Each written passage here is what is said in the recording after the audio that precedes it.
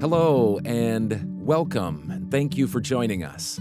Wisconsin Health Literacy is presenting this workshop series called Let's Talk About Opioids, to learn about opioids and the risks of opioid overdose after release from prison or parole.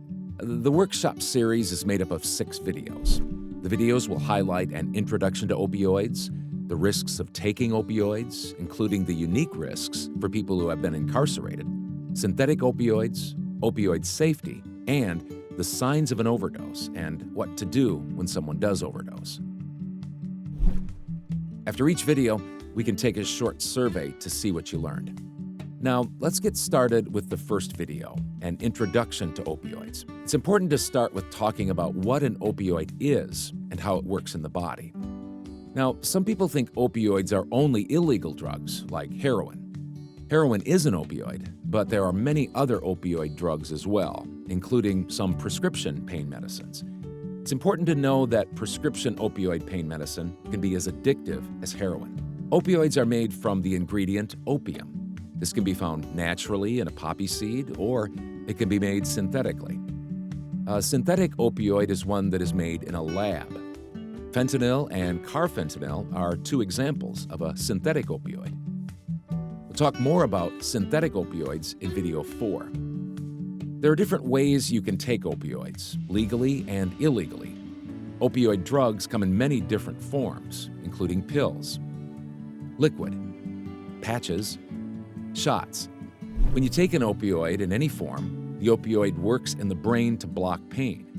They can also give you a high, make you feel good all over, and be very addictive. You need a prescription from a doctor to get opioid medicines. You may be prescribed a generic or brand name.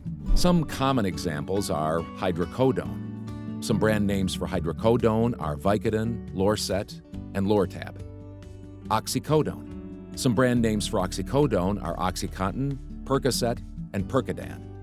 And other common opioids are morphine, codeine, fentanyl, and tramadol. Now, there are non-opioid pain medicines as well. They work differently to numb pain. They work in different parts of the brain and body to stop pain. Most of them are not addictive. You don't need a prescription for many of them. Some examples of non-opioid pain medicines are acetaminophen. The brand name for acetaminophen is Tylenol. Ibuprofen. The brand names for ibuprofen are Advil and Motrin. And naproxen.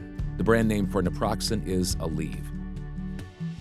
Even though most non-opioid pain medicines are not addictive like opioid pain medicines, they can still be dangerous if you take too much or misuse them.